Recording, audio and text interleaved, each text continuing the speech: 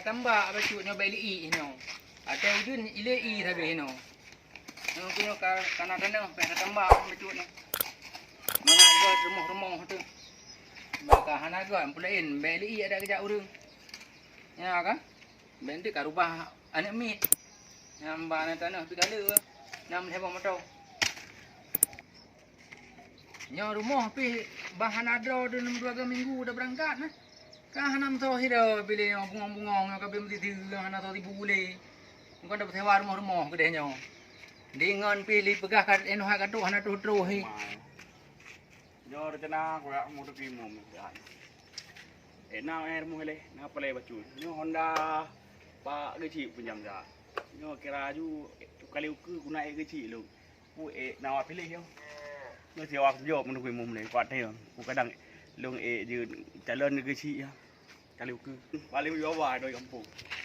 Bah jale mo to mo dah le na to mo. Assalamualaikum Gimum. Waalaikumsalam. Kon pre nyo baru tro ni ro ne ki banjara le he da pre nyo baru tro no ha. He baju malu macet jalan maju. Oh, macet jalan maju bataya anahan di halangan nyo. Nyo pi Honda Pak Geci pinjam ja. Oh, no fikir drone gaji Pak Geci. Oh, hana lom rencana ke jangan solusi kali yang kuat yang dong guna cocok ande guna Pak Geci kali yo.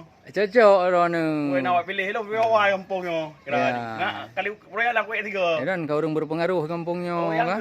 Dong kira ju masuk orang paling hayu di kampung. Ya, alhamdulillah. Badam laki baju Pak Geci lah ke kan. Jadi kui mom yo kan yang ke kuron si botak bila yo.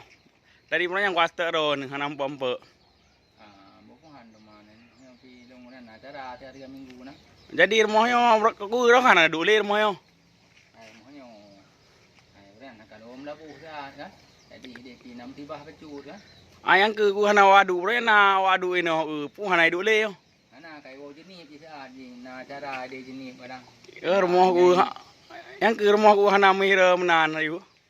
Kan masalah kan tu ada kai wo di ke rumah punya. Ke mana mana nak sewa kala ini rumah lagat har rumah istana. Nah, urang kat hewan dak pegah ada Pak Geci. Oh, baru ku Pak Geci. Aneh na tengok kalau mana ada Geci lo meu. Putai kadang mau pilih dah new. Sina urang kat hewan kan. Karena mama di tua kan.